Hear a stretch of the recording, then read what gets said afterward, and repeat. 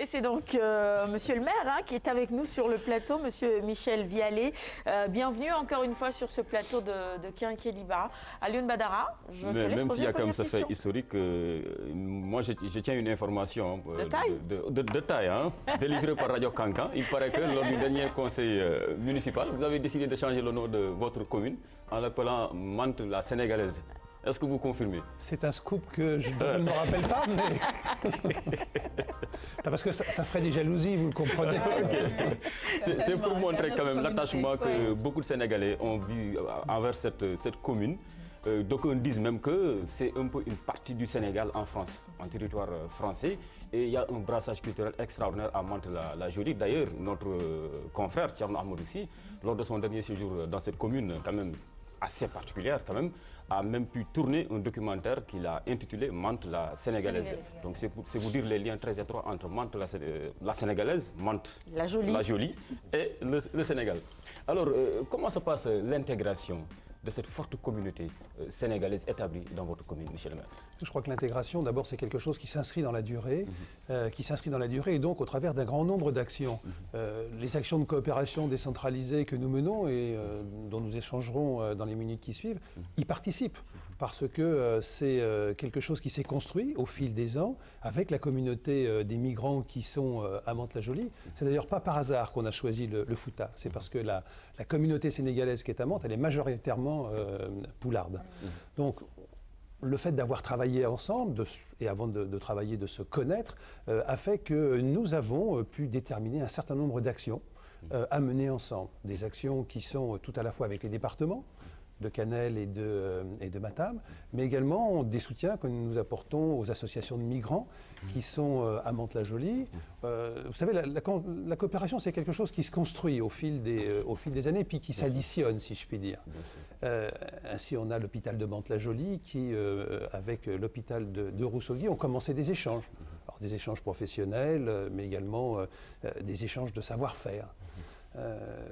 On a engagé une opération de la cataracte cécitante. Ça doit être la 5e maintenant que nous réalisons au Sénégal. Elle était à Ourossogui, j'étais à son inauguration hier. Eh bien, ça s'est construit avec une entreprise mantaise, l'entreprise Lingseng, je fais un peu de publicité, mais qui est basée sur notre territoire et qui a trouvé qu'il était important, là aussi, d'avoir des relations avec un pays, et une région en particulier, d'où sont originaires un certain nombre de ses salariés. Donc vous voyez, brique après brique, eh bien, il y a un certain nombre de choses qui se sont additionnées. Je crois que ça participe de l'intégration. Ok, donc Michel le maire, chez vous, l'immigration est perçue non pas comme un fardeau, mais plutôt comme une richesse, oui, une plus-value, une valeur ajoutée. C'est une richesse que nous avons. Nous avons une immigration qui est importante, qui est de différents continents, qui est de différents pays. Et c'est vrai que c'est en se connaissant, en se fréquentant, en tissant des liens d'amitié qu'au fil du temps, eh bien, on sait profiter de la richesse de chacun. Et c'est vrai qu'elle soit culturelle, mais qu'elle soit également dans les apprentissages, dans la relation qu'on peut avoir avec les autres. Tout cela est très instructif. Et je crois que l'ensemble de la population en participe. Il participe et on le vit bien ensemble. Et certainement, en venant au Sénégal, et surtout en visitant cette partie du Sénégal, le Fouta, d'où sont originaires une bonne partie donc, de ces Sénégalais-là établis dans votre commune, vous avez pu mesurer l'importance sur le plan économique de cette forte diaspora, et donc aussi les besoins énormes malgré leur aide bien précieuse. Et à ce niveau, que comptez-vous faire davantage? Parce que je pense que vous avez listé quelques communes, mais elles sont nombreuses ces communes-là qui veulent quand même beaucoup plus de soutien de votre part. Est-ce que vous allez revenir déjà au Sénégal pour peut-être explorer d'autres pistes de coopération? Alors d'abord, la coopération, on ne l'a pas menée avec des communes. On la mène on l'a menée historiquement avec la région de Matam. Voilà. Et comme il y a eu la réforme, l'acte 3 de la décentralisation, nous sommes maintenant avec les départements de Canel et de Matam. Voilà. Pourquoi avec les départements? Parce qu'il est important des fois d'avoir une vision globale de ce que peuvent être les actions qu'on mène. Historiquement, nous avons commencé notre coopération autour de l'éducation. Ça rejoint le sujet que vous évoquiez tout à l'heure. Les premières actions ont consisté à fournir du mobilier scolaire, puisque lorsque je suis passé à faire un tour d'un grand nombre de villages dans le Fouta, Nkililon, Ndulu Majidambe, Dondo, Sinkyo-Bamambe, Orkodiaré, Canal. Oui, et je sais prononcer tellement bien. Voilà. Et je sais les placer sur la carte. Ouais. L'intégration, c'est la langue aussi. Aussi, voilà. Et donc j'avais constaté que parmi les doléances des chefs de village, il y en a une qui revenait, qui était autour justement des conditions d'éducation. Donc on a commencé avec du mobilier scolaire, des tables, des chaises, et puis est venu comment dire, un deuxième temps où j'ai proposé au président de la région de l'époque, à ce moment-là c'était Abdoulaye Dramé, de dire moi je vais équiper mes écoles avec des tableaux numériques interactifs. Est-ce que ça n'aurait pas du sens d'essayer de faire la même chose dans un certain nombre d'écoles de ta région, permettant ainsi de pouvoir réduire la fracture numérique. Ça aussi, c'est une différence dans l'éducation, et c'est vrai que demain, les enfants qui se seront tout de suite confrontés à toutes les possibilités qu'on peut avoir avec le numérique, eh bien, auront un temps d'avance, et donc une facilité d'intégration demain. Et donc, on a développé, nous avons fourni des tableaux numériques interactifs. Je ne sais pas si ça cause à tous vos auditeurs, mais ça remplace le tableau noir. Ça permet d'avoir directement un certain nombre de matières pédagogiques qui sont projetées, qui sont interactives, parce que les élèves eux-mêmes, au moyen d'un stylet, peuvent aller pointer sur le tableau les bonnes réponses. Et donc ça démultiplie les possibilités pédagogiques. Donc nous avons fourni cela, et ça a permis autre chose, de commencer des jumelages entre écoles. Nous avons 6 écoles de Mantes qui sont jumelées avec 6 écoles de la région, enfin des 2 départements, et qui commencent à avoir des relations entre enseignants pour avoir des projets pédagogiques qui soient partagés. Et puis demain, avec les possibilités numériques, là aussi, faire que les enfants d'ici puissent communiquer avec les enfants de Mantes. Et vous savez, quand on se connaît, c'est comme ça qu'on tisse également un grand nombre de liens. Donc un travail sur l'éducation, c'est vraiment un travail qui s'inscrit dans la durée, et puis qui est facteur d'avenir. Et puis il y en a un deuxième que j'ai proposé à mes homologues des départements de Canel et Matam, pour lequel nous sommes en cours de candidature pour un fonds de soutien. Ça traite du développement économique. Et j'avais constaté qu'un grand nombre de Mantais, originaires de la région, sont qualifiés, ont des diplômes, ont d'épargne, sont des entrepreneurs. Et je me suis dit, mais pourquoi est-ce qu'ils n'entreprennent pas? Pourquoi ils ne vont pas faire du développement économique directement dans la région dont ils sont originaires? Alors, ils ne la connaissent pas toujours, c'est des fois leurs parents qui la connaissent bien. Et partant de là, et en regardant ce que pouvaient être les difficultés, il y en a une première. La première difficulté, c'est qu'ils ne savent pas forcément comment ça marche, d'un point de vue administratif, d'un point de vue juridique. Donc ça, c'est un des points que nous avons proposé de pouvoir développer. Très bien. Deuxièmement, ils n'ont pas la connaissance du pays et des possibilités. Donc on a décidé avec la FADERMA, c'est une fédération qui regroupe des associations de migrants à Mantes et alentours, d'en faire la promotion. Et puis, troisième point, de travailler avec les présidents des 2 départements de façon... Donc M. Hahn et puis M. Diallo, de façon à identifier ce que pouvaient être des secteurs à privilégier. Privilégier parce que c'est en lien avec leur axe de développement et puis avec celui du Sénégal. Et donc ils ont plutôt retenu l'agriculture, d'abord, qui s'inscrit dans une logique de développement durable, et puis tout ce que pourrait être la construction autour de voûtes nubiennes. Très bien. Je propose qu'on regarde un sujet justement tourné par Tchernossi, à Mantes-la-Jolie. On va y aller. Il y a un sujet qui nous tient également à cœur ici, c'est tout ce qui touche à la santé. Qu'est-ce que vous faites dans ce secteur-là? Parce qu'aujourd'hui, c'est la journée internationale des aides-soignants. D'ailleurs, sur le plateau, dans un instant, c'est notre deuxième invité. Je ne l'avais pas annoncé. C'est le professeur Mamadou Diarabé qui sera sur ce plateau à vos côtés. C'est le directeur du SAMU national. Le prétexte, c'est évidemment la journée internationale des aides-soignants. On a envie de voir comment ça marche chez vous pour comparer un tout petit peu et voir ce qu'il est possible de faire ici en ce qui concerne l'accueil d'urgence. Alors, il prendra la place de Jeanne, que vous retrouverez dès demain sur le plateau pour le dernier rendez-vous de la matinale. On reviendra sur ce sujet qui concerne l'éducation inclusive. Alors, on regarde le sujet maintenant et on revient. Bonjour à la RTS. Je m'appelle Soukainassi. Bienvenue à Mantes-la-Jolie. Les habitants sont très gentils. Mantes-la-Jolie est une très très belle ville.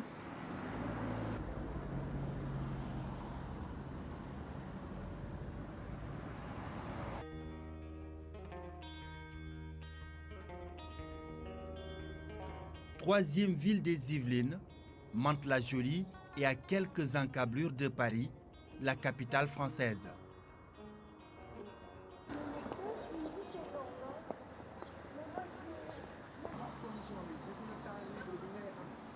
Avec ses 44 000 habitants, Mantes se dresse majestueusement au bord des courbes de la Seine.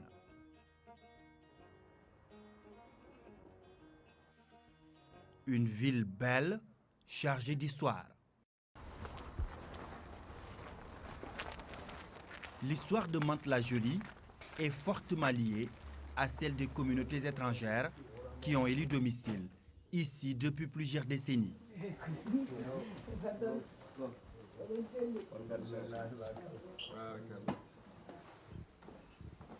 Parmi ces étrangers, une forte présence sénégalaise. Amel Talla et ses amis ont bouclé 40 années de présence sur le territoire mantais.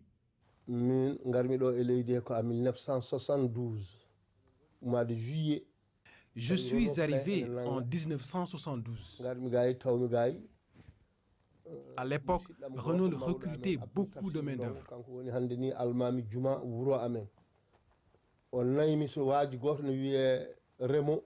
C'est ainsi qu'une de mes connaissances m'a amené là-bas.